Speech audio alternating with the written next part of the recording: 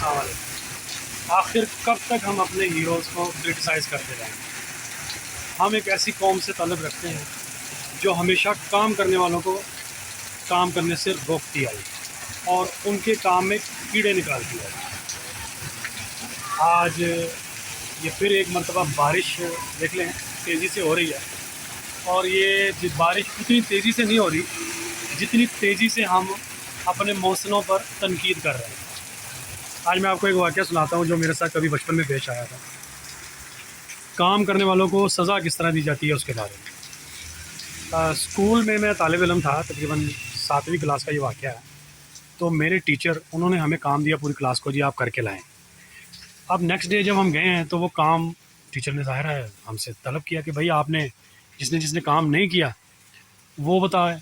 जनाब पूरी क्लास ने ना हाथ खड़ा कर दिया कि जी हमने काम नहीं किया हुआ, एक सिर्फ मैं ही था जिसने हाथ खड़ा नहीं किया। अच्छा, पूरी क्लास को छोड़ के ना मेरे टीचर मेरे पास आ गए और मेरे पास आके उन्होंने कहा जी वो काम निकाले जो आपने किया। बड़ी तंज़िया सी हंसी उनकी चेहरे के ऊपर। खैर वो मैंने काम सामने रख दिया। अब ज़ाहिर है मैं स्टूडेंट हूँ और मेरी गलतियाँ तो निकलेंगी, ले जनाब रहे नाम अल्लाह का, हर गलती पर उन्होंने एक एक स्टिक मुझे मारना शुरू कर दी। वो तकरीबन 8 से 9 गलतियाँ मेरी ना उस काम में निकल आई, ठीक है ना। तो जो 8-9 गलतियाँ मेरी निकली उस पर मुझे दी गई सज़ा।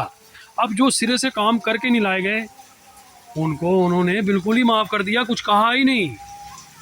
तो ये हमारे मुल्क के जो पढ़ाने वाले टीचर हैं तबका कि जिनको एक मिसाल कायम करनी होती है, उनका हाल है। तो जब इस तरह की मिसालें कायम की जाएंगी, इस तरह की मिसालों के बाद हम क्या उम्मीद रखेंगे जो आजकल की हमारी कौम है उससे, कि वो क्या करेगी। असल में मैं बात करना चाह रहा हूँ बाबर आज़म के लिए। बाबर आज़म एक ऐसा हीरा जो अगर किसी और मुल्क में होता तो उसके रिकॉर्ड इससे भी बेहतर होते, क्योंकि उसको पूरी कौम बैक करती। एक दफ़ा तो हमने उसको किंग करार दे दिया, लेकिन अब उसको किंगरी किंगरी करके बुलाते हैं, किंगरी, किंग नहीं किंगरी, और इतना क्रिटिसाइज़ करते हैं। अभी लास्ट मैच जो वेस्ट इंडीज़ में हुआ, पूरी टीम हमारी ढेर हो गई। सेकंड इनिंग में बैटिंग करना वेस्ट इंडीज़ में हमेशा से मुश्किल रहा है, चाहे वो आपके ऑस्ट्रेलियंस हों, चाहे वो इंडियंस हों, या चाहे इंग्लैंड के कोई में हों। उनके बॉलर्स और उनकी विकटें उन्हीं को सपोर्ट करती हैं और उनके तमाशाई भी।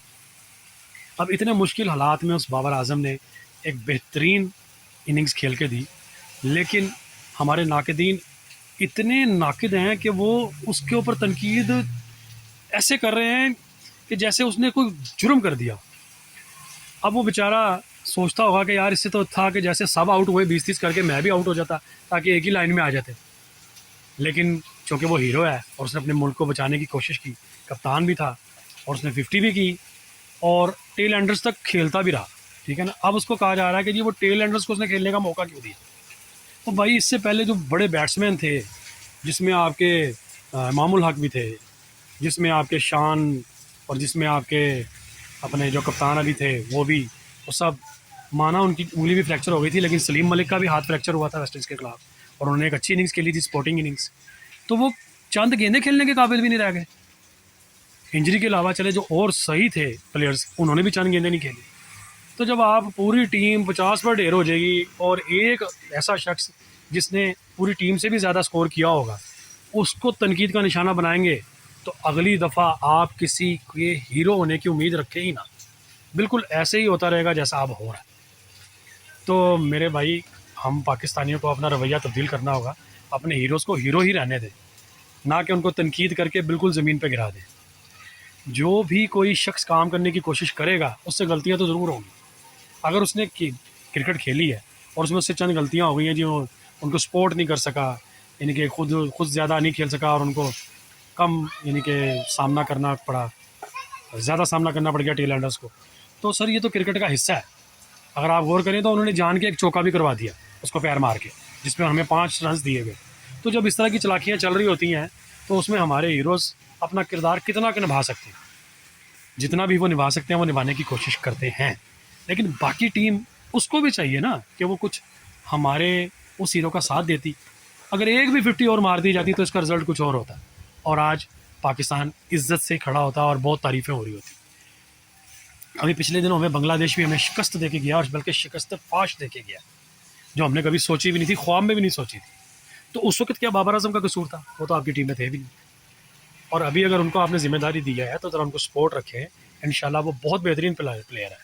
और बाकी ये क्रिकेट जो है आपको पता है बाई चांस होती है, अगर चांस मिल जाए तो इंसान उस दिन हीरो, और अगर चांस ना मिले तो उसी दिन ज़ीरो, उसी बॉल पे ज़ीरो, जिस पे उसने सिक्स मारा होता है उसी बॉल पे वो बोल्ड हो जाता है। Thank you. पाकिस्तान जिंदाबाद। अल्लाह हाफ़िज़।